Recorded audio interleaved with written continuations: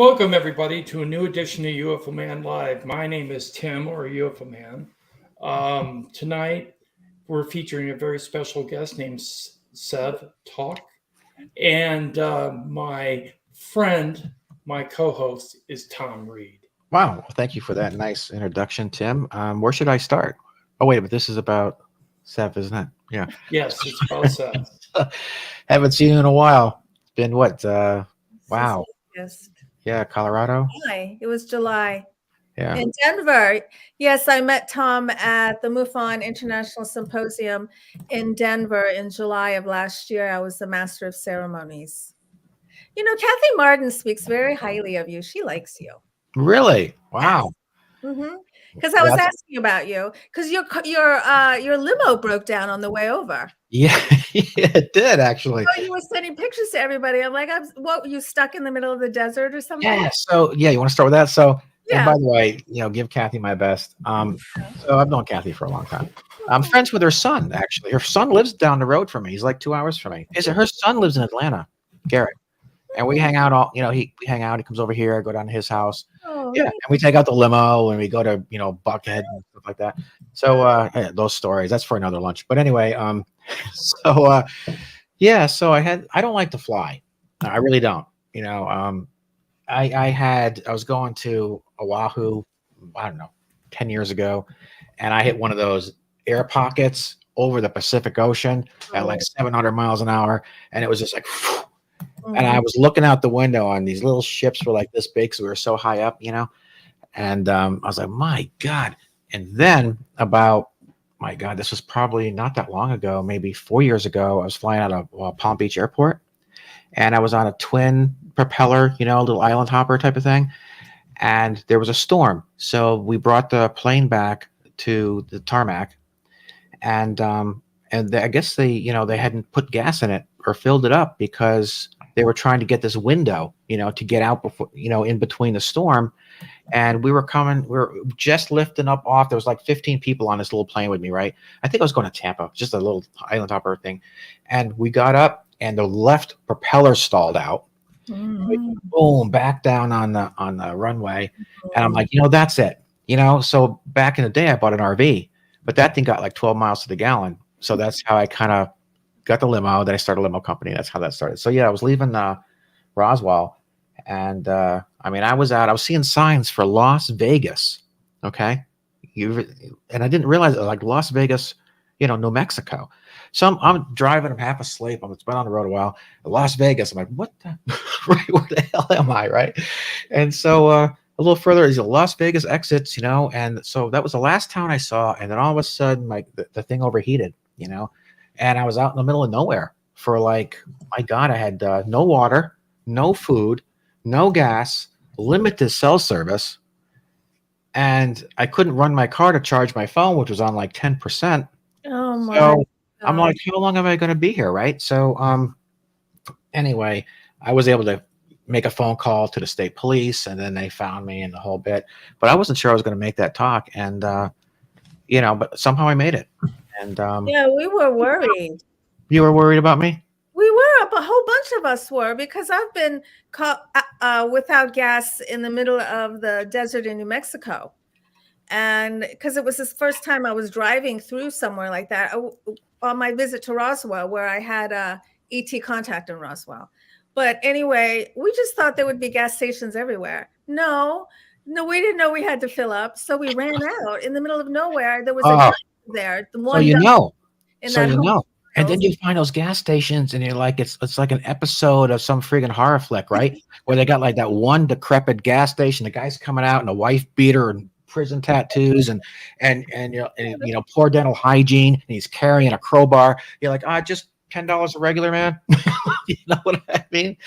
Am I right or wrong? I mean, listeners will probably go, what? It's true though, right? Yeah. Spooky and beautiful. Majestic and glorious and just strange all at the same time. Eerie. Eerie. But am I right? Well, you've got those little, like those towns with like one traffic light. Yeah. And they're selling, and there's all these beef jerky places, right? Oh, I don't remember that. Okay. Yeah. One gas crowbar, like, beef jerky. What? It's like a poke and plum town. You poke your head around the corner, you're plumb out of town. Well, I live in a very tiny town. There's only 900 of us. I live in a tiny coastal village right on the water here on the inner banks of North Carolina. We don't even have a red light. I can't get a pizza ordered. I have, No. and I Oh my actually God. just got internet 6 months ago in this house. Oh, that's fantastic. Congrats. You know, yeah. We got internet, but it's outrageously expensive. You don't live far from me, actually. I don't live far from you? I don't think so. Well, where are you? I live in Concord, Tennessee. Oh, no, you're not far. Farragut. Yeah, I bought my dad's house when he passed. Yeah. I have not been to Tennessee yet. It's okay. I was just saying the other day that I want to drive out further west as I can go, and then hit Tennessee. So Yeah. how far are you from like Knoxville? Knoxville, Tennessee? I don't know. Okay. You ever been to the Cherokee Casino in North Carolina? No. What city is that in? I don't know. No, I haven't. Cherokee, probably. But I go there a lot, and it's North Carolina. It only takes me 45 minutes. Charlotte? Yeah, it's like an hour. Yeah. Charlotte is a few hours from me. I think Charlotte's like 3 hours from me or something. Mhm. I'm not sure. Okay. Yeah, I was going to buy a house in outside of what is it, Savannah, a while back. Oh, mm-hmm. That wouldn't be too far from you either. You No. know? Mm-mm. They have internet. I got to tell you, Seb, I live in a small town too, 1,500. Oh, We have internet, but we do not have the 1 gigabyte option. So, Wow. oh, yours is slow. yeah. Or is it the 1 terabyte option? 1 terabyte option. It We can't don't be have slow. that. I mean, if you're doing StreamYard, it can't be that bad. Right. Oh, you'd be surprised. Okay, that's why you disappear every now and then, right? Yeah, sometimes. Yeah. Okay. What we're gonna do is I'm not done. I don't care. Anyway. Okay, you're the boss. You know. All right. Tim, take it away. In regards to Seb, I want to advertise the fact that she is an esteemed author. She wrote a really neat book. It is called "You Have the Right to Talk to Aliens." It can be found on Amazon. It's $12. Please go out and pick it up. It's very interesting. Thanks. I know that some of your stories are in there, including your abduction experiences, correct? Yes. And some of the marks that you got as well, Mm-hmm. being that you had this mark. Yeah. Which, Yes, that mark, that happened the second night that I moved here to the inner banks of North Carolina. I just moved here from Capitol Hill, Washington, D.C. And the second night, and I had been in contact with the Greys, but I was very afraid of them. I did not like them back then, and I've completely changed my mind. But I came here and this happened. I was like, oh my gosh, they followed me all the way over here. And that was an X mark that was burned in my tush on my left cheek. And then 9 days later, there was another one on my right cheek that looked exactly like that one. And they were right across from each other. And that threw me into this existential crisis. And I was very afraid. I didn't know what was going on. I didn't know who I was. I didn't know why I was talking to aliens in the middle of the night. Because with the second X, I had a conscious memory. I popped into my bedroom. My eyes were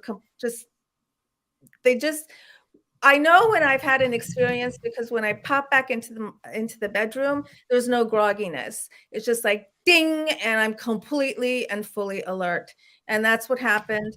And I had this memory download where I was lying on this bed that looked like a hospital bed. And I was on my side, and I couldn't move my arms and I couldn't move my legs. So I felt paralyzed, and the room was dimly lit. There was only one other piece of furniture in there, and didn't know where I was. And I was afraid that I was paralyzed, and I felt something behind me. So I could move my head. So when I turned my head, right here was a gray, and just inches from me. And we locked eyes. And in my book, I describe it like looking into two pools of black oil. And I was scared to death. He was doing something to my back. And there was no telepathic communication. And that scared me even more because in the past, they were always giving me information. This time it was nothing. And that was even scarier. So then I turned my head around, ding, I'm in my bedroom. I go downstairs and I wait for my boyfriend at the time to get up. And he always got up before I did, but not this time. So I went downstairs and I was very, very, very scared because I thought if there was another X on me, if there's the second X on me, I wouldn't be able to take it, that it would push me over the edge. Because at this point, I had been hiding my lifelong ET contact, decades of ET contact. I was still in denial. So I knew that this red X was going to make me face it. And I was still so afraid of it. So he came downstairs and I told him what I remembered. And there was another part of that story that I had never experienced in any of my other ET contact. And when I was on that bed in that room, I knew I was on the moon. So I tell him and I bend over so he can check my tush again. And there's just silence. He's not saying anything. And it was like, I was just covered in fear. And I'm like, well, he goes, yeah, there's another X. And I was like, oh my gosh, this is like too much for me to handle. And I calmed myself down. And then I finally admitted for the first time in my life, this happened in 2017. For the first time in my life, I admitted that I needed help, but I had no idea who was going to help me. So months later, I was watching the movie Unacknowledged by Dr. Stephen Greer. One of my girlfriends who lives on the island of Maui told me I should watch it. So after I watched it, that lit something up inside of me. So I went to the computer and I told myself, this is it. I have to send the picture of the X to somebody, but to who? And I heard in my head, MUFON. And I didn't know what MUFON was. And I Googled it to find out it's the Mutual UFO Network, the largest UFO research organization in the world. And I saw Kathleen Martin's face. And I said, she's the one that's going to help me. So I emailed her and she responded right away. And we talked for an hour and a half. We Skyped and she was very generous with her time. So sweet. And it was one of the most important conversations I ever had in my life. She validated so much for me. And that evening, the evening that I talked with Kathy, I had my first MILAB experience, military abduction experience. And I've had about 5 or 6 conscious memories of those. That is the last. It's still hard to talk about it. I just started talking about them. It's like the last frontier for me to face. For some reason, MILAB is a lot scarier and a lot freakier to deal with than coming face to face with an alien. It's more militant. It's more aggressive. Involved, and they messed it up. Yeah, that's what I believe our case was. What do you mean?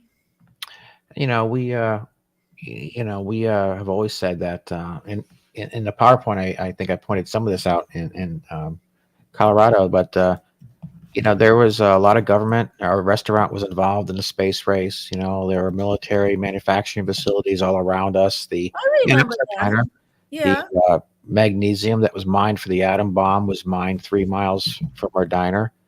Their NORAD towers are there, Nike missile sites. I mean, Sprague Electric that made the goodwill message that was left on the moon. I mean, that was made not too far from our diner, and those people who engineered it or worked on it or forged it, and those who worked at Sprague and GE and Pratt and Whitney and the rest of them, they all hung out in our diner. I mean, we were the diner across the street from Horse Track, so it attracted a lot of people. And so when it happened and all these people saw it in the Berkshires, we first thing people thought was a military craft or something, but then when it started performing and doing what it did, it was no way that was anything other than something off world. And so that's kind of the background of it. And there were 3 or 4 moving pieces to this thing. It wasn't just one. And if you saw the Berkshires UFO, it shows how it followed the river. And that's basically what it looked like. That's a very good depiction of what we saw. But again, we remember what we remember seemed very barbaric. And do you have MILAB experience? Was I part of that, you think? Is that what you said? Do you have memories of it? Some of it, yeah. I've talked about it. Mm-hmm. Oh, yeah, I do. Yeah. Were they That's back? why when people say to me, "Oh, you were abducted in 1969," I don't know. I don't know who took us out of the car. Well, I wasn't see, awake for it. I have a question about that, Tom, because if Millabs is responsible for your abduction, uh, then how do you explain this? Well, I didn't say that we weren't involved in something off-world. Also, I think it was a combination of things. I don't think.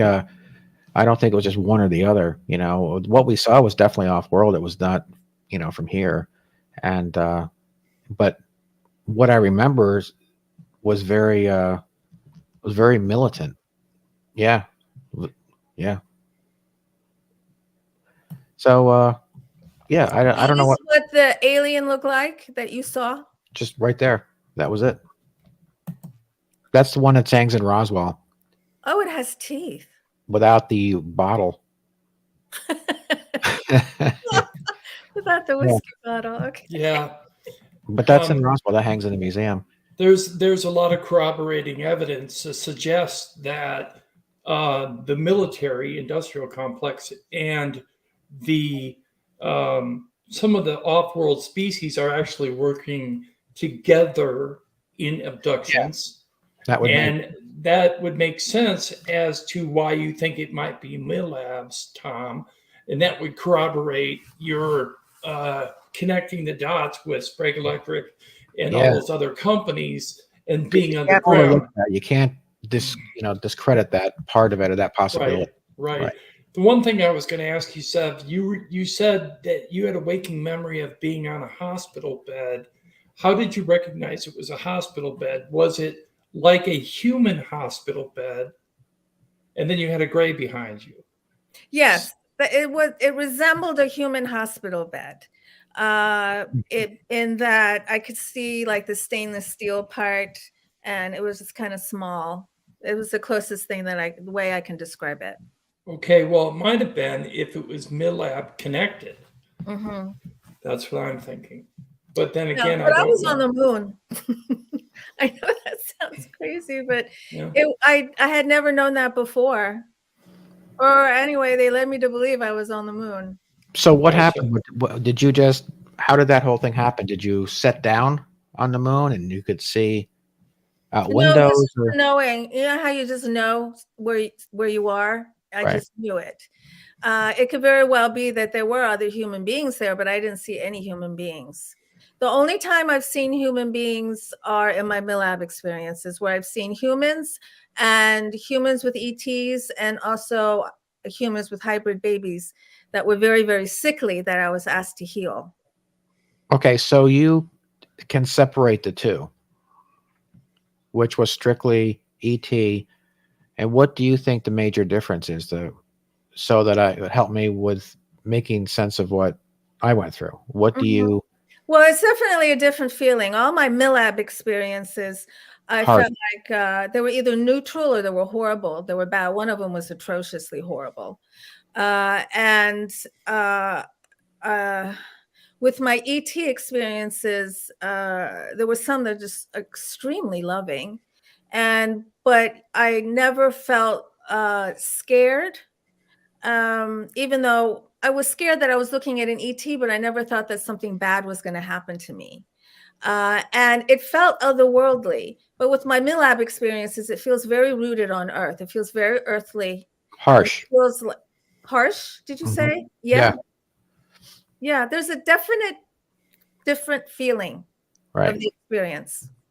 Do you think that the marks that you got on your hiney were actually, and that's quoting you, were actually from ETs or from the Millab experiences? Because I saw an ET standing behind me, I think it was from the ET. Now, it was a little ET.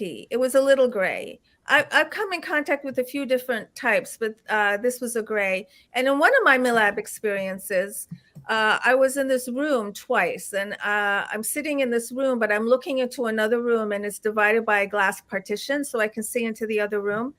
And one time I was sitting at that table. This was a neutral experience.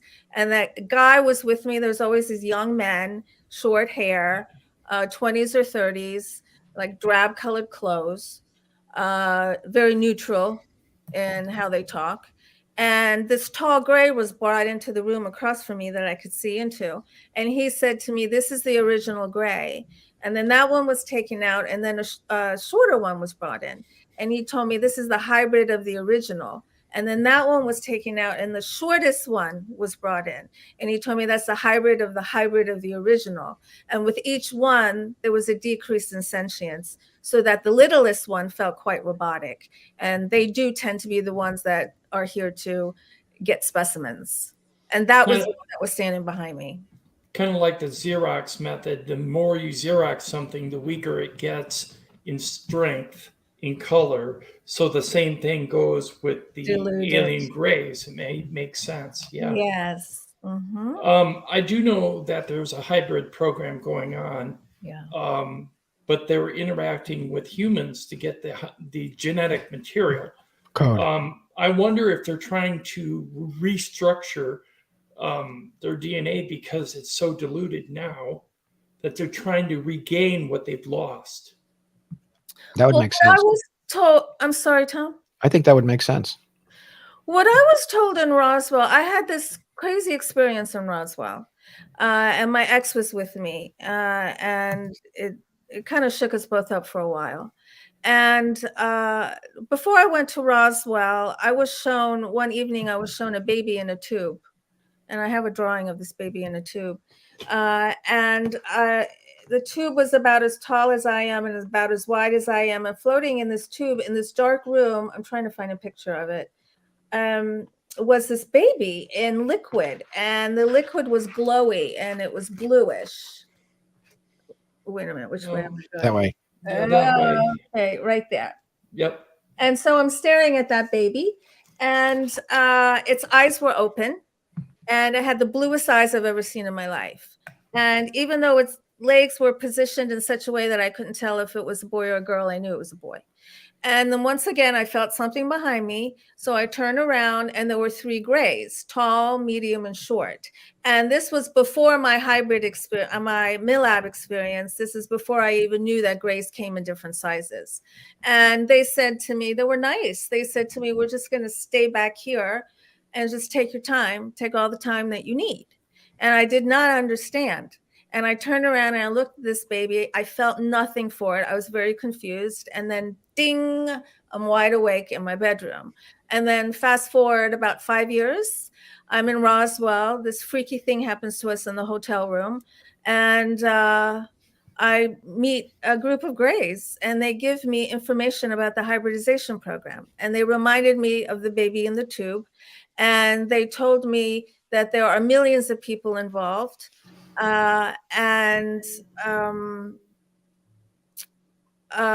This is not what they told me, but I have the feeling that there is hybridization programs just with the grays, hybridization programs maybe with grays and humans, and possibly other types of hybridization programs as well.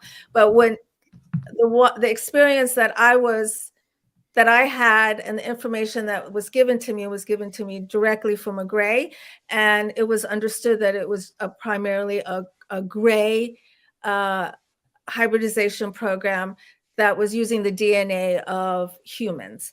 And basically, they picked humans that were very loving and sympathetic, and also usually humans that have a stronger than average psi ability. And the reason they're doing this is because they lost their ability to be empathetic and sympathetic. And so their race was dying out. And so they're slicing and splicing DNA and creating these embryos. And they told me there were billions of them. And these embryos will be used if we annihilate ourselves. They will reseed the planet. And I was told we're on the path of that, but it's not destined and we can turn around, but we're headed there. I hope we don't do that. I hope we survive the uranium age. I got a question. Can I? Yes. Yes, So- Tom. Yeah. So, do you think you said that some of them had lowered sensitivity, right? That you thought they might have been robotic or what have you, or they weren't? Okay. yet, do you feel that you were receiving telepathic communication from the lesser sensitive as well?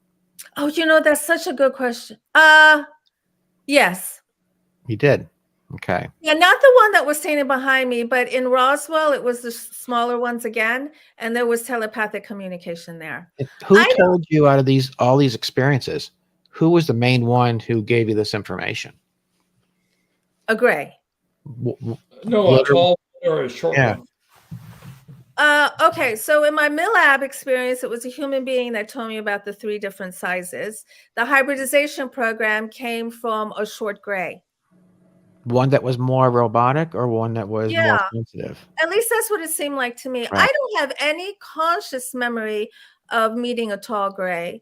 And everything I talk about are conscious memories. Yes.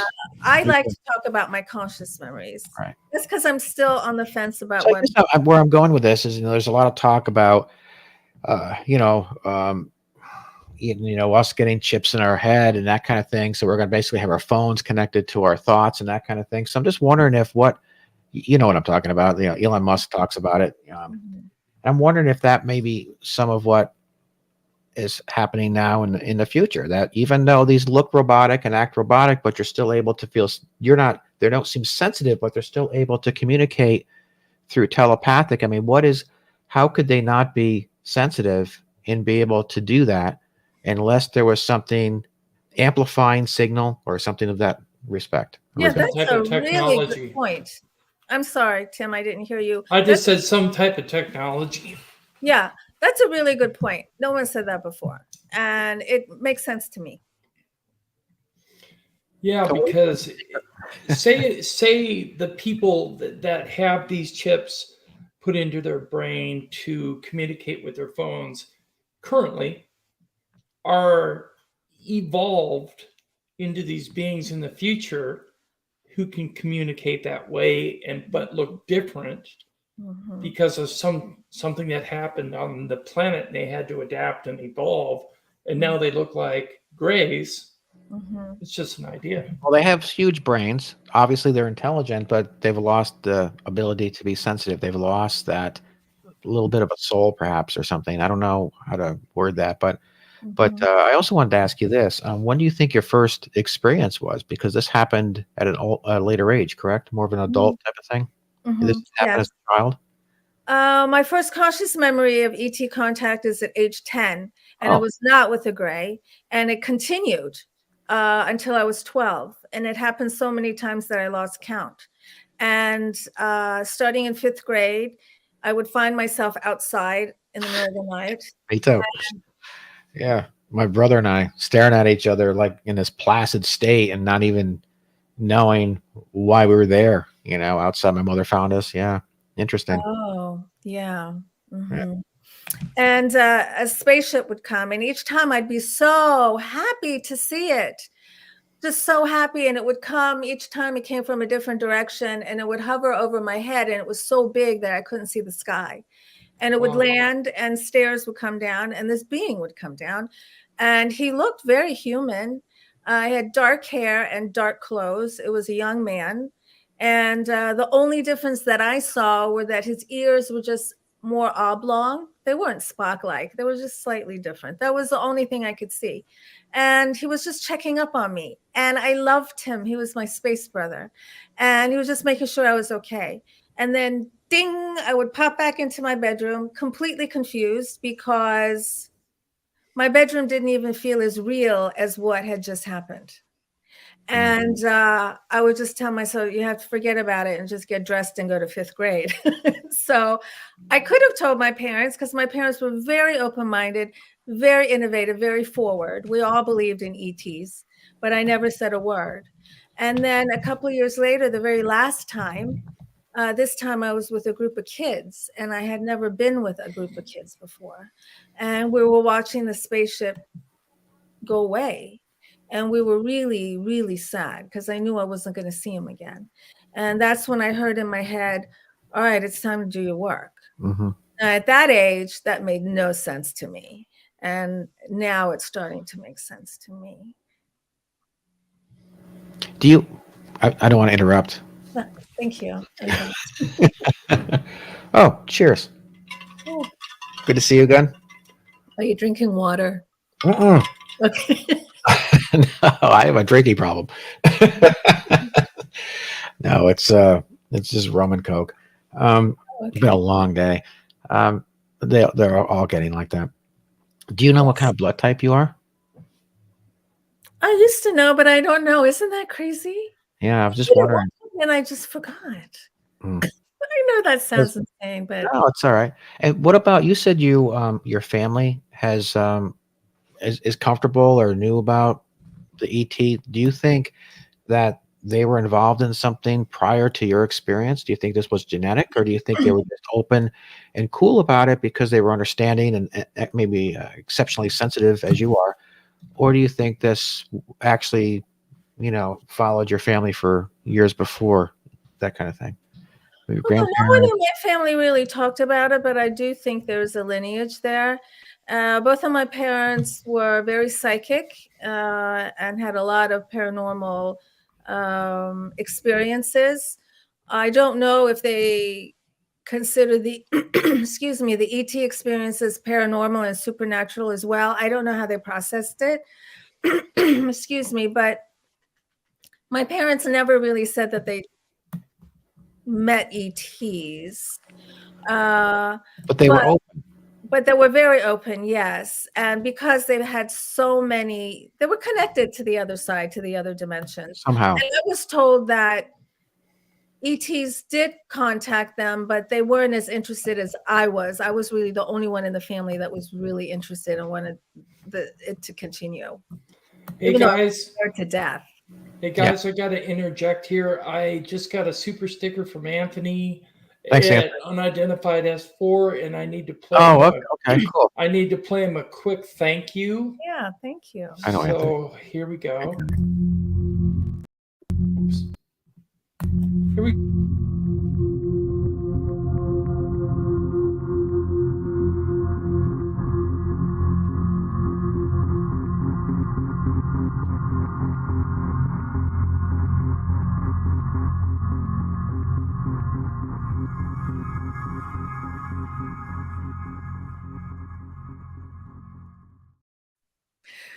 Okay, that face, I got tingles all over my body because it took me back to the experience of the ex, because that's how close I was to that face. That's a nice Wow. way to say thank you, but it wigged me out.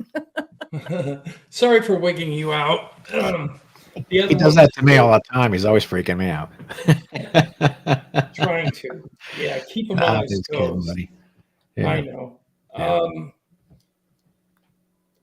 Thank you, Anthony. Wow, I'm We looking at appreciate the comments. donation. I'm sorry to cut you off. There are a lot of people here. Yeah, it's a good Yes. channel, man. We got a great group. Chat's fantastic. They're always active. Wow. We got a really good show here, and obviously it's thanks to everybody who's involved in chat and everything else. But I just asked they had questions for you because you haven't been on here before. I don't remember, and I'm sure we have a lot of people that would like to ask you questions. So I want to we try to be interactive and get them involved. But yeah, I'm really interested in the lineage type of thing, whether this is genetic, if it's or I there's think so. something about you think that might be of interest, or is this generational? It's generational. It's generational. It is, right? Yeah. I help experiencers around the world, personally and through MUFON. If anybody needs help with their experience, I'll try and help you the best that I can. You just have to contact me through my website, planetsev.com, and fill out a couple questions. It's very private, and I'll respond to you. Or you can contact MUFON, and if you live in North Carolina, you might get me as your field investigator. I'm also the assistant director for the state of North Carolina for MUFON, and I'm on the executive resource team and on the executive committee of that. Now, the ERT, the executive resource team, the experiencer resource team, excuse me, it's part of MUFON, but we deal only with people who've made direct contact with a non-human being. And there's about 50 of us around the world that do this through MUFON.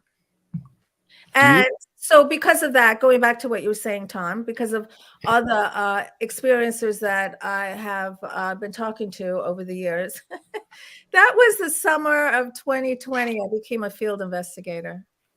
But I've discovered that there is definitely lineage. It's genetic. It's and military too. There's a lot of military in family and experiencer families. A lot of puzzles too.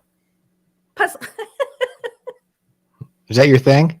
It was during 2020. Trying to solve. Yeah. Oh, I do like to solve. Yeah. Yeah.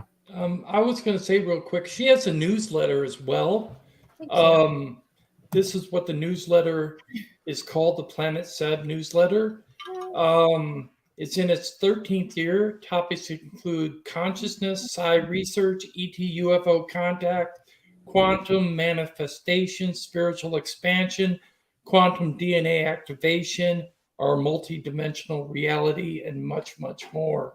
If you go to Planet Sev on Google, you can find the newsletter and sign up. She has a sign up form.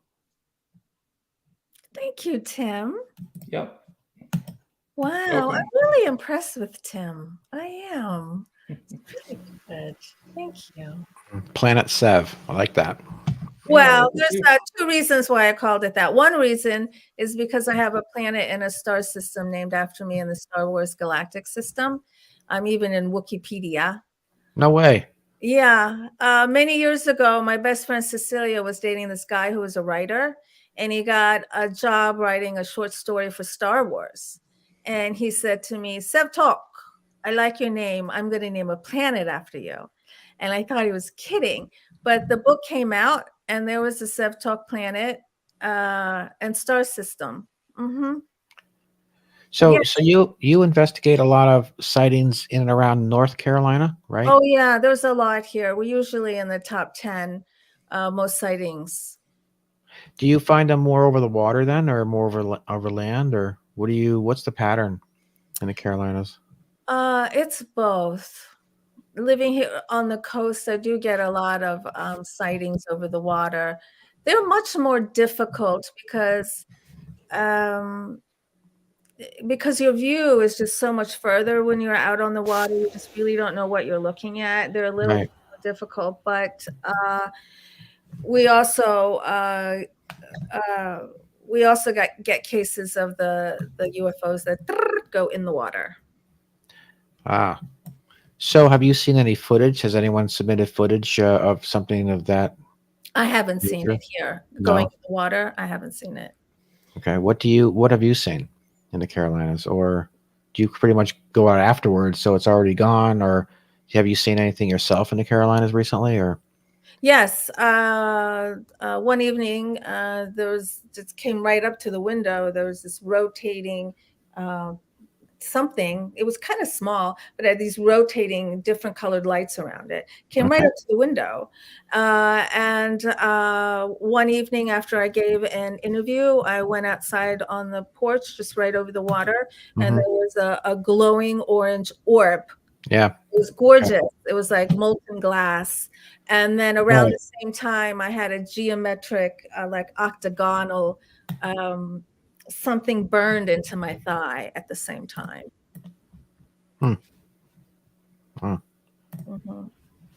So it's pretty active. It's pretty active here. Yeah. We have a question from the chat room I want to address. Lisa Savoy says, is it possible getting implants in or on elbows? I had an experience once, and I have been having bad issues with my elbows ever since. Oh, hi, Lisa. Thank you for the question. I have never heard of an implant in an elbow before, so this will be a first for me, but it's certainly possible. Have you heard about an implant in an elbow? No. No, it's very interesting. No, but they seem to be pretty much everywhere, behind the ear, the back, it could be. the side. So I guess maybe it's just what's quick and available at the time. I don't know. But I would certainly think it's possible. I mean, why wouldn't it be, really? Except that would be somewhere where you probably feel it. There's not a lot of fat buildup there. Rocky Giuliani in the chat says, I got to know, please, did they ever offer you a box? Wow. Interesting question. That is a very interesting question because there was a black box involved in one of my MILAB experiences, which was a horrible experience. It was the second worst experience that I had, where I wanted to get out. And so the next thing I know, I was surrounded by these men all dressed in black. And I thought they were coming to save me. I thought they were going to escort me out. But no, they surrounded me, and one of them was holding a black box. So Rocky, does Rocky know anything about a box, and why is he asking? This is an interesting question. Rocky, thank you, S4. Glad you joined the channel. Welcome aboard. Rocky, why did you ask about the black box? Yeah, I'm wondering if he saw one. It's not a common question. Have you seen one, Tom? Yeah, my brother, we filmed with Discovery Channel we were in Toronto and did an interview on Good Morning Canada, and we were then the subject of a relaunch of a program back in 2011, 2012, where my brother, for one of the few times he's actually done a program or spoken out, he talked about the black box, and it was about so big, and they handed it to him. And yeah, it's Reed, the Reed family, season 1, episode 1 of Alien Mysteries. And yeah, that's why I had never heard anyone really ask about it either, except it happened with us. Yeah. And E.T. handed it to your brother? Yeah, absolutely. It was like the size of a brick, the one that I saw. Yeah, maybe, like that. Mm-hmm. Yep. I don't know why these men were holding it. My brother doesn't either. He never knew. They just kind of just went like that and handed it to him, and he took it and held it. You know who else has a back box story is Denise Stoner. Oh, no kidding. I know Denise. Mm-hmm. Yeah, she used to live in Connecticut, not far from me. Oh. Mm-hmm. Yeah. I've actually heard many stories of people reporting boxes, some of which they had to learn how to use and what its meaning was during their experience. Oh. Okay. Don't tell me you learned something today. It's not uncommon. It's not. I don't hear many people talking about it, though. I've read a lot about it, and I've seen reports in video format. Yes, I have. What do you think it means? Don't know. I almost think it's a way for them to see how we can think, no pun intended, out of the box, to figure out why they gave us the box in the first place and what its meaning is. So it's making us think, to assess. In what you've researched, do they keep the box? My brother didn't have it back, I guess. Yeah, they take it back. One person that I knew got a box. They were able to keep it for like a day, and then they came back and got it at night. Yep. What? Yep. The borrowed box. Yep. A borrowed box. Yeah. They didn't show it to anybody? I would have been like on my way somewhere, right? But like, I'm going to Bigelow's. According to what I understand, the gentleman that got the box was afraid of ridicule if you were to say, yeah, aliens gave me a box.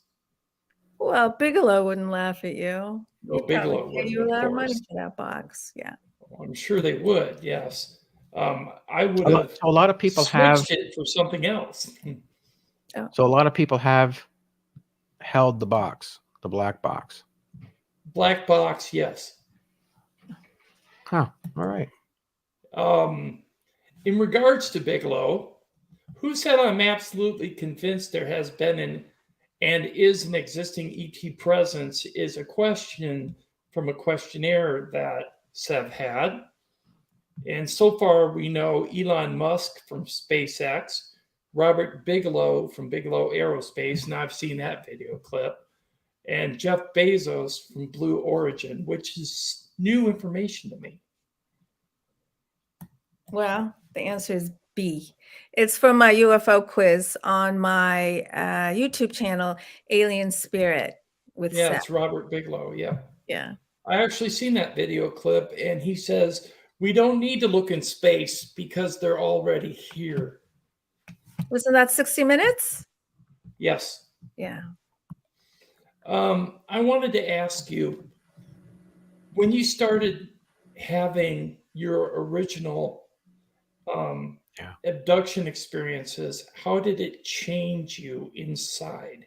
Mm. How did it make you feel? Because according to this statement, it changed you. Mm-hmm.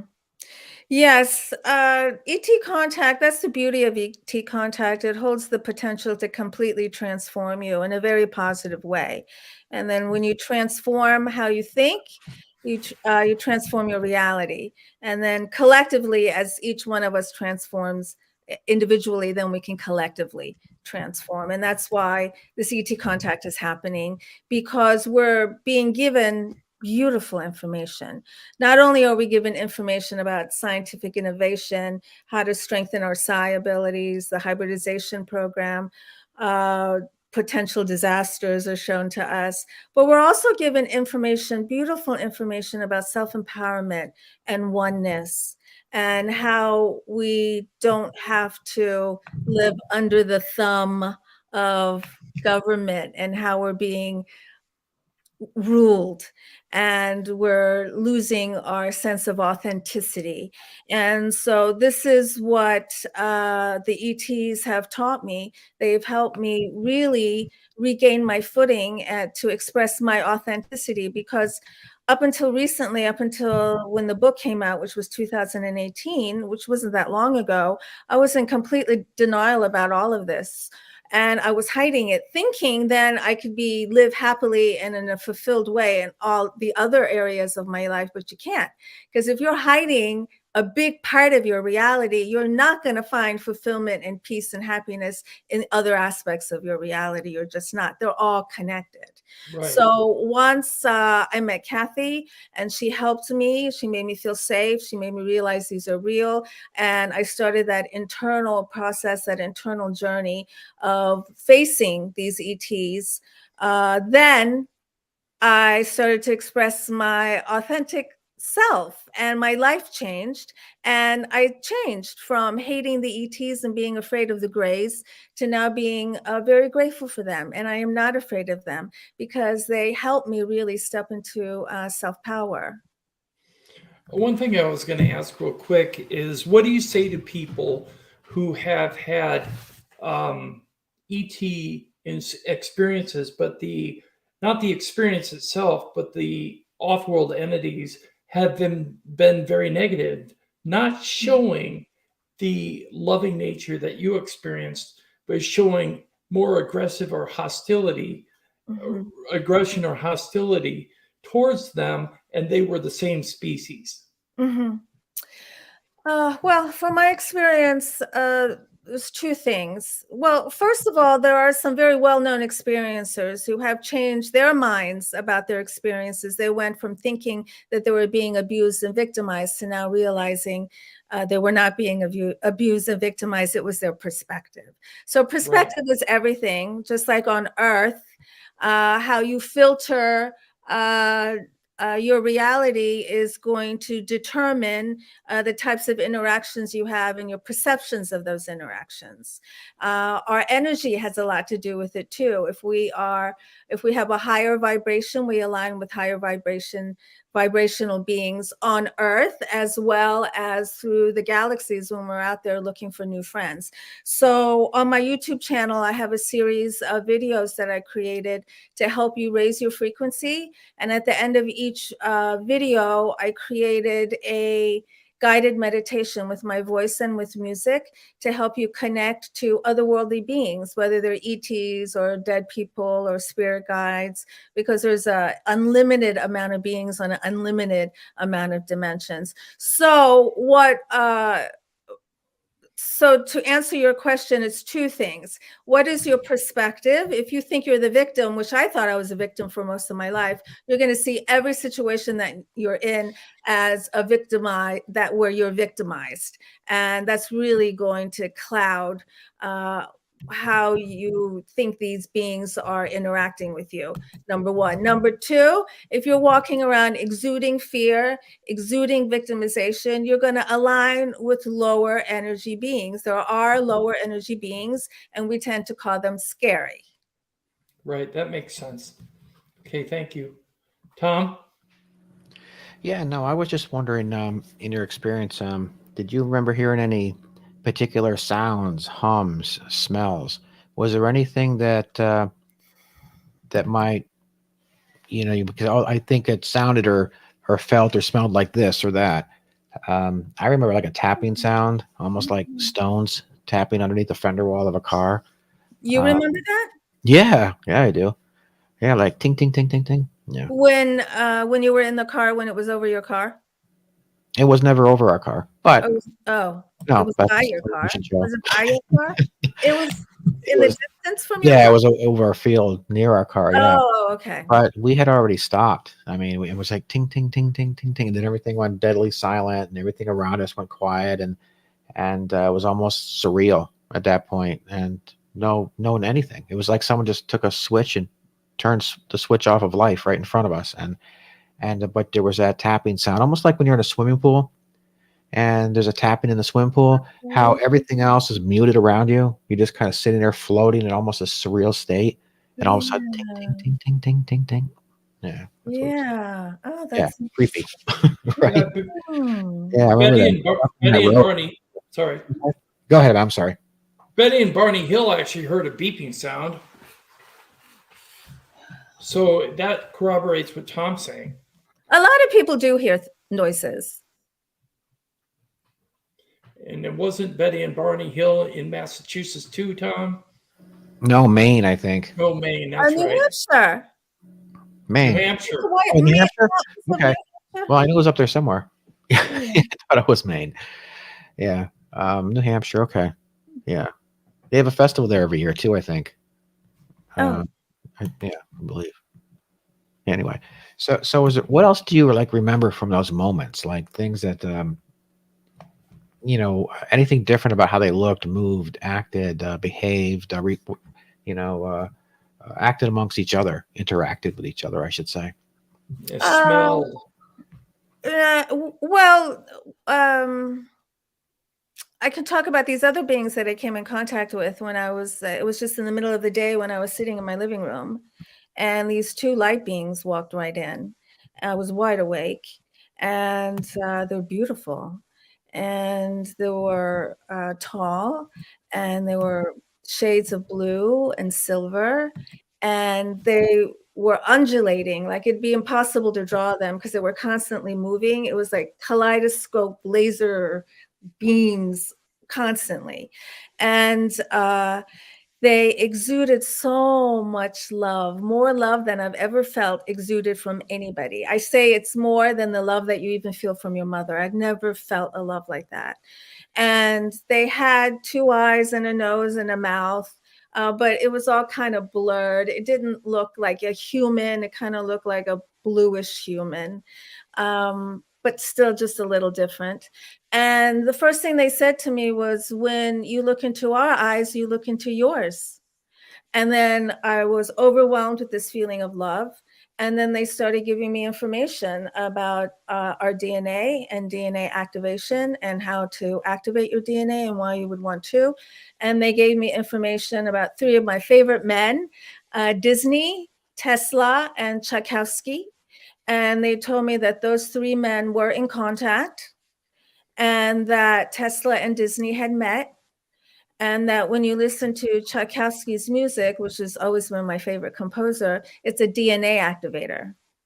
And that it's not any coincidence that one of Disney's biggest movies, Fantasia, is filled with Tchaikovsky music. So that's not really a cartoon. When you watch that movie, which was one of my favorite movies as a kid, it activates your DNA to help you align with your purpose for being. How does it activate your DNA? Well, what it does is it stimulates a higher frequency within you. And this higher frequency and awareness, they told me awareness also activates your DNA. They said it was like a train that goes. So it's kind of like use it or lose it. No, you don't lose it. But you have to work it to heighten it. Well, you have to be aware of it, and raising your frequency helps too. And what it does, excuse Through me? harmonic frequencies, Harmonics kind can of. do that.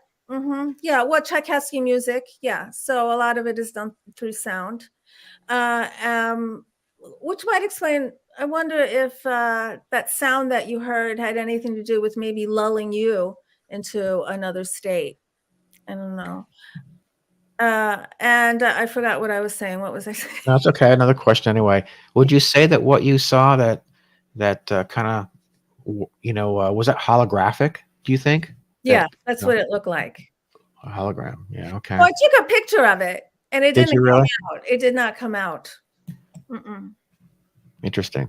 Mm-hmm. They actually let you take a picture of them. That's I mean, that's how aware I interesting. was. Yeah, they were probably laughing at me, but they did not come out.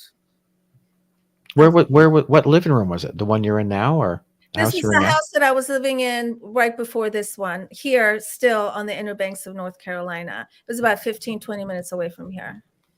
What do you Have think the you- overall message is? That all this has happened to you over decades. Mm-hmm. What do you think is that one particular piece that ties this together? Do you have any idea? I believe it is my desire to have these experiences because I believe in a higher self. And I believe that the higher self calls the shots. And as a lower self, we might not realize that. I believe that we are in control, and that if we do not want an experience, we can declare that we do not want it. However, it's not that easy. You really have to believe that you don't want it with every cell in your body. And I think because I have chosen to express my authenticity in this lifetime, the ETs are helping me do that. I think this is something that my higher self and my heart, my mind and my heart have aligned so that I can kind of hear my higher self sometimes, I think, and that it is my desire in this life to live authentically and to help others do that too. And that's what I do. I'm a transformational coach. And also just by doing interviews with you and conferences and just getting the word out. According to what I read, you give readings as well. Mm-hmm. Yeah, I call them soul sessions, and information comes through interdimensionally about the person's purpose for being, why they're here, how they can manifest that, what their best career paths are. Past life always comes up that explains something that's going on now, and also some mental patterns that we all have that might just keep us from progress or success. So all of this comes out in a session, and I write it all down. And my client gets to keep the papers. It's about 6 to 8 pages of information that comes gushing forth. And I also offer coaching sessions. Some of my clients meet with me regularly. And basically what I'm doing is I'm just trying to get people to be as happy as possible, to align with what they want to be, how they want to live, and to find a way to align with their purpose and to manifest. We're all here with the same purpose, which is to love as much as possible. And that starts with ourselves, but that's where almost all of us get hung up. I gotta put up one picture that brings joy to Sev. Here we go. Yeah, that is my kitty cat Comet. I call her Disney Kitty because she's so perfect. She's just so darling. And I have had lots of supernatural paranormal experiences with my cats. You have a picture of my other cat, Zulu. I don't have Zulu anymore, but Zulu came to me in a dream before she actually came to me in real life. And another time in another dream, she came to me and she told me she was stuck in the closet. And so I woke up and I called for her and she didn't come. So I went downstairs and there were lots of closets downstairs, but I knew exactly which one to go to. And I opened the door and she came out. So what was that? Like, did she come into my dream, tell me she was stuck in the closet? We had some kind of communication in that playground of consciousness that I call. And I've had many really interesting experiences with her and with my other cats too. But I had a lot with her. She was I my actually had a very good friend who lives in Rushford, Minnesota, who lost a patchwork black cat, very close to this cat. But in a dream, she had a visitation from the cat she had lost, saying that she would find another kitten that would look almost like her, and that she might come back again in that kitten. Oh, Well, she did find a kitten like that. It walked out of the tall grass like one of those feral cats and nuzzled up against her leg. And she was able to take that cat in. And the cat was doing things, little tricks and little mannerisms that were identical to the cat she lost. yes, I do believe they come back. Yep, just like humans. Mm-hmm. Well, That's we had cool. to show her cat because I had to show Sev that I dug into her information. Oh, Yeah, you did.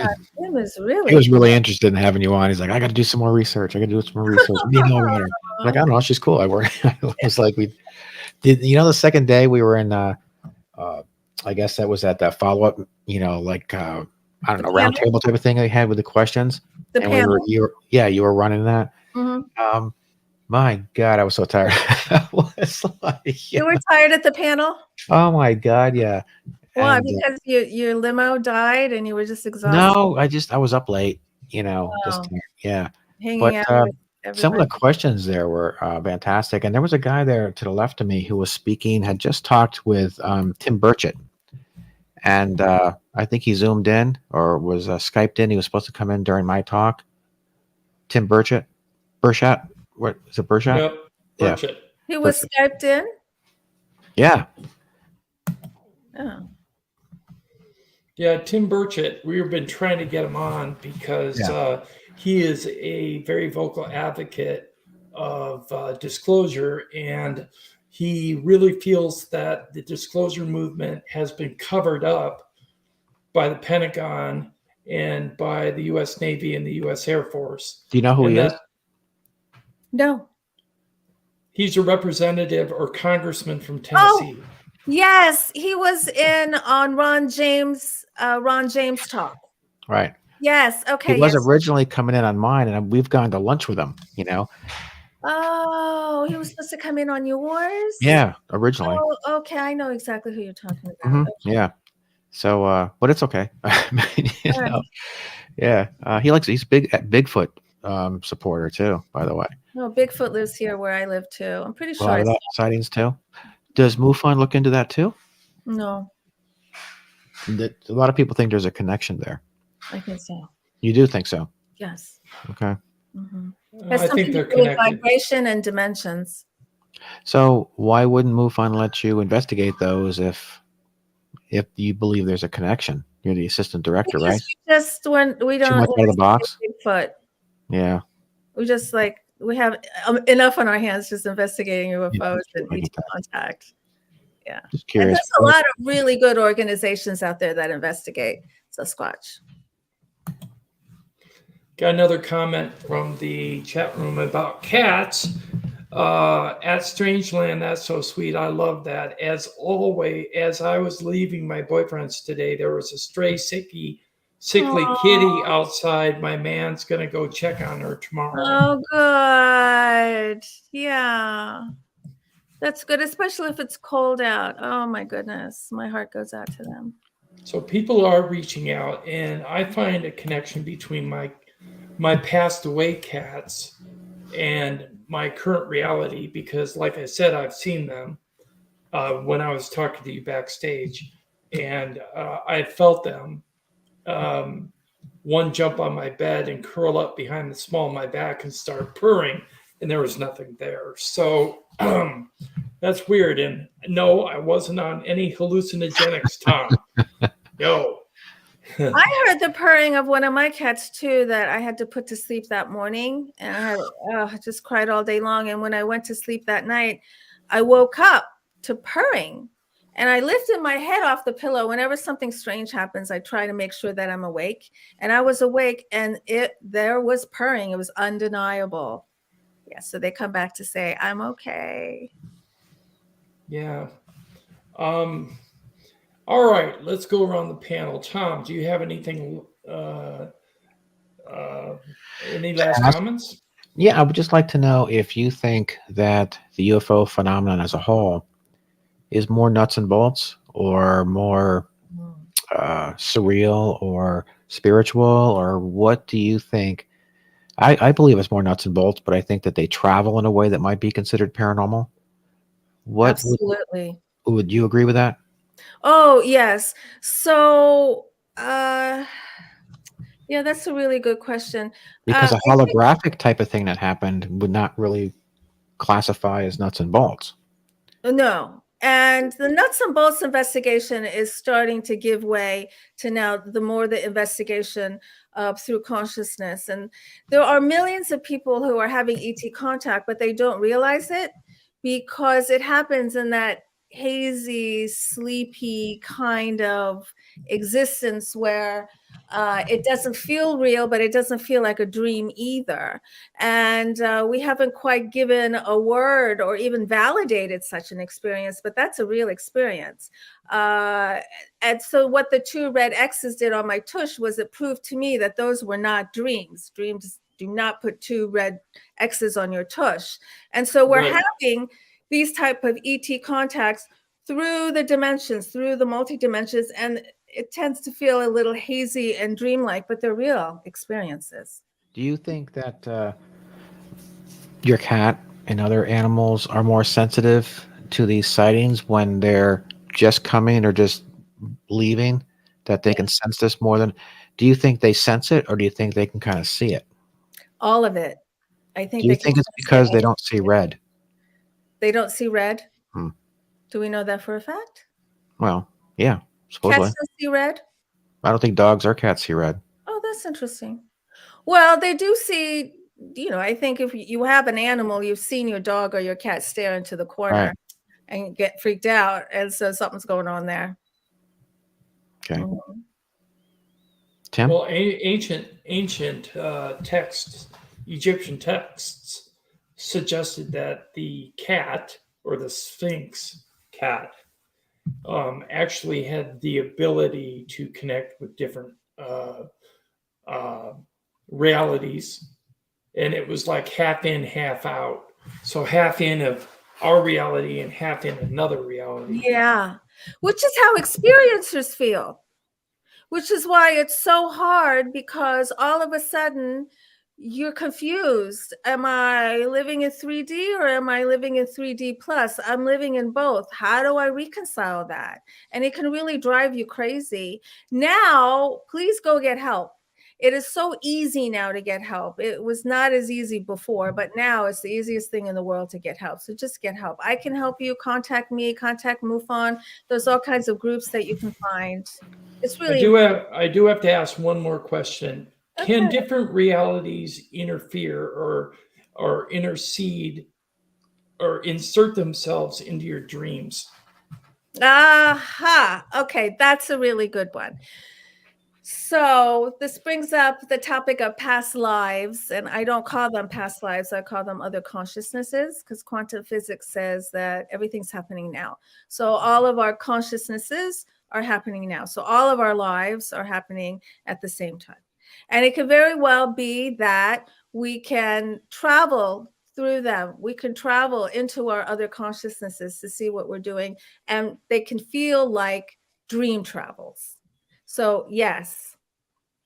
I always experience a dream that is reoccurring almost every night of the same people, and I seem to know them quite well. And we hang out all night long during my dream. And when I wake up, it feels like an extreme sense of loss. Aw, you're probably visiting another consciousness of yours. So, why? So, there's something going on in that consciousness that the energy of that experience, that it's aligning with the energy in this consciousness. Why? What's going on? What do you think it is? So it's a feeling. So in that feeling, were you feeling good and happy? Yeah, for most of the dream, I'm good. Yeah. Yeah, that's really nice. And So so, I'm sorry. yes, it's okay. So what you're saying is that we are actually consciously, alive and consciously living multiple lives at the same time? It might not be conscious, but we are having other consciousnesses at the same time. With Yes. respect to lives, past Yes. lives, or Some people call them past lives. I don't think they're in the past. I think they're now. we just living multiple, I guess, multiple, what's the word I'm looking for? Vessels. We had different vessels. And so it's That are us all happening at the same time. it through a different vessels. We might even have Almost like consciousness dimensionally. where there is no vessel. So when you die, do all your lives die? Not at the same time. So you could Because be dying some of right your now. lives, some of your lives might have Dying been and being way born right back. now in this very But if minute. we're living them all simultaneously, Excuse me? but if we're living them all simultaneously, Oh, yes. Okay. If we're talking in all right, in a linear aspect, which is yeah. what we're used to, we're dying at different times. But if everything is happening at the same time, yes, then yeah, I see what you're saying. It's more So of an theoretically, somebody else's lives, somebody else's life, I should say, or somebody or their lives could impact our demise. Can you say that again? So if we are having multiple lives or consciousness happening at the same time, Mm-hmm. then does one control the other, or do they all so if one passes, does that affect us? So do we lose our life because somebody else's ended? From what I have experienced, so I have seen my past lives before, and I've seen me die in them many times. And it just felt like it was just this cycle where you're being born and you're being dead and born and dead and born and dead constantly. It's not like all of you dies at the same time and all of your lives get born at the same time. Okay, so I had a dream that I was thrown off a mountain, pretty big one though, all rocks, beach, water. And they say that you don't ever see yourself hit, usually wake up first. I actually saw and felt myself hit the Ugh. ground. Then I woke up. Mm. And what do you think that was? I don't know. My heart was pounding the whole bit. I was like in the sweat, you know? Very well. Do you know what you look like? Did you see yourself? No, I just saw the rocks and they were It black. It was could almost like very well black be. lava rocks, and I went off this cliff, thrown off this cliff. Mhm. So could that have been a conscious life that had passed, and I felt it in the way that I would, but I still survived for whatever reason? I don't know. It's a weird thought. I've actually had. Why do you say you survived? I mean, you might have died, Well, I'm here today. but in another body. Same house. Same house. Yeah, same house. No, I'm just saying, like, yeah, I'm just trying to piece this together because it's an intriguing thought, right? This whole thing is very interesting to me. I was going to say I have a waking memory from a dream of being in the trenches in World War II.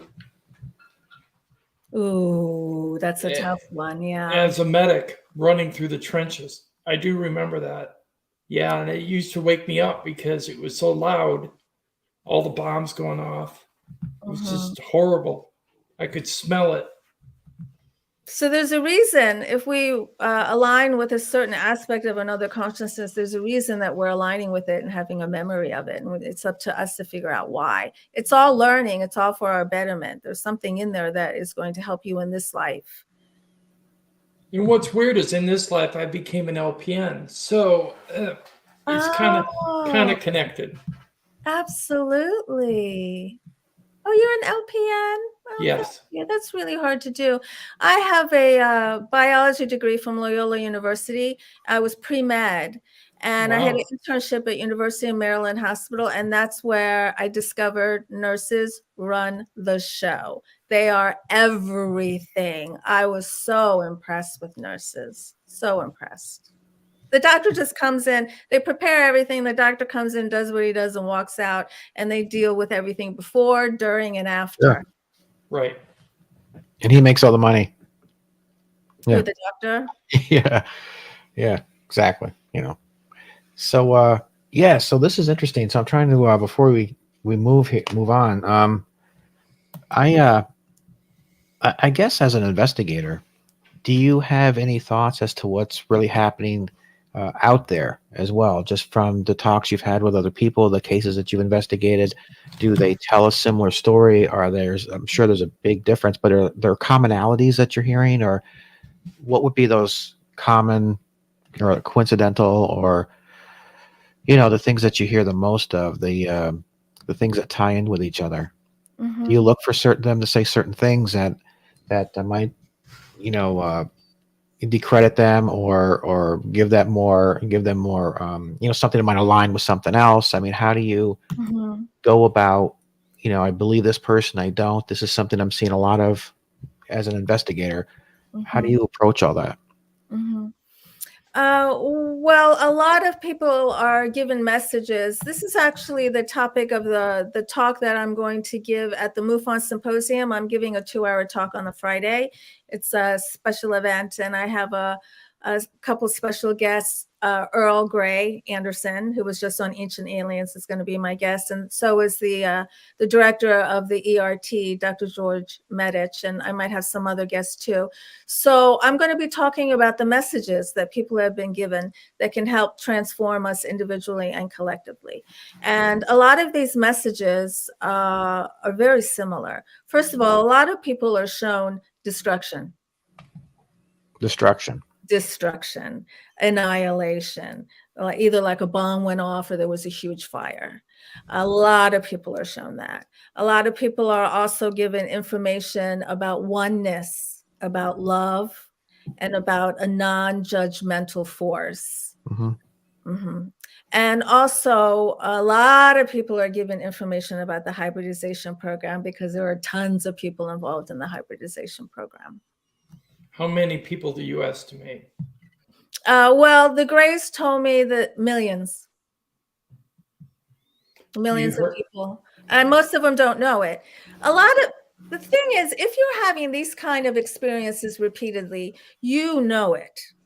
So there's little clues there, but you might just be turning your back on the clues. Chances are, if you're having this kind of experience, deep down inside, you know it. And if you're not coming face to face with it, it's very important that you do. It wasn't until just a couple years ago that I could even look at the cover of Whitley Strieber's book, Communion. There was no way in hell I could look at that book. So while I was having all this ET contact, I refused to watch movies about ETs, read anything about it. I didn't want to see any pictures. I didn't want to get polluted either. Yeah, not polluted. Right. That's the way to, that's a good way to put it. Nice. You too? Same thing. Yeah. Yeah. I didn't want to hear other people's stories, because I wanted to stay true to myself. Yeah. Do you think that these pictures of the fires and the destruction and the wars, do you think that we are native to here? Or do you think we were brought here? Do you think we are alien? I think we all have ET DNA. I think all of us do. So, and some of us have activated more ET DNA than others. What about the millions of animals that are here? Yes. Do you think they're all from here, or do you think they were brought here? I guess what I'm saying is, if we destroy the planet, don't we destroy all the work that our ancestors had put forth? Yes. Yeah, but that's what humans do. Whenever humans are involved in something, it just gets messed up. I think that's why there's so much activity over water, because if we pollute the water, everything dies. I don't know why there's so much activity over the water. It could be also because it's just an easy place to hide. That too. Oceans. So deep. Yeah. Yeah. All right. I'm good. Thank you. Your questions are really good. Thank you. Thank you very much. Good guest. Okay. Yeah, you're a great guest, and you're more than welcome. You have someone that can actually answer them. You're Yeah. more than welcome to We come had back great. anytime and be on our channel. Oh, really? Oh, that means Yes. so much to me. Thank you. I would love to. Mhm. Cool. Well, I'm Tom, going to any be last Tom's comments? guest at his conference. I know, and I'm supposed to be there too, but I'm going to Zoom in instead. I'm zooming in. Mm-hmm. I might Zoom in. I don't know yet. I have to talk to Daryl Sims, but outside of that, we'll see. Oh, okay. Are you on the chain email? Yes. Oh, No? you? Oh, I Me? got to add you to that. Me? Yeah. Yeah. No, I have not received anything. Okay, thank you. Okay. Yeah. Mhm. So, wow, what time is it? Oh, we're good. Okay. Any last comments, Tom?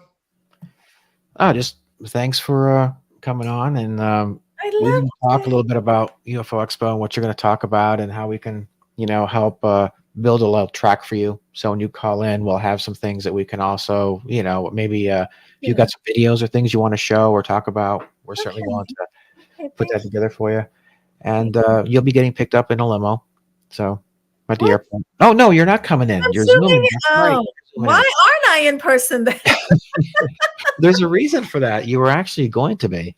I'll tell you that off the air, but yeah, we've been battling with I was going to be in person. we were going to ask you, yeah, because we had an opportunity to bring more people in, Mhm. but then somebody stopped that because the city was paying for Oh, certain what things you were and saying. hotel rooms, and they aren't offering those discounts anymore because it's spring break and everything got to be expensive, and they're like, oh no, so we can't. So we can bring in all the Zoom guests we want for the most part. But then again, the more Zoom guests we have going at the same time, we have to have more people operating those projectors because we have multiple rooms. So as only one person can handle so many Zoom guests at a certain time, because there's movies running over here, there's the outdoor tents and the festival part. So Wow. the more we bring in, you're going to be assigned like someone who's going to Zoom you in and work strictly with you. So it's Mhm, either going to be Toby from the Roswell Daily Record, or mhm. Matt Moniz, or probably Michael from the convention center. Okay.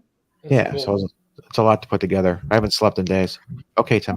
I bet. Okay, one thing that we want to announce, we have a very large interview coming up on March 11th at 9 p.m. Eastern with Travis Walton. So if you're interested in coming to see Travis Walton, Tom Reed will be at UFO Expo 2023 on March 11th. Hopefully in tow with Travis Walton, so we can sit down and have a talk to talk or face to face talk. I can't talk tonight. Face to face talk with Travis Walton, the man himself, and get his true story that he's been telling for over 40 years. So come and join us for Travis Walton on March 11th. Also, possibly some other notable people who might pop in on the live stream as well, including perhaps Sev.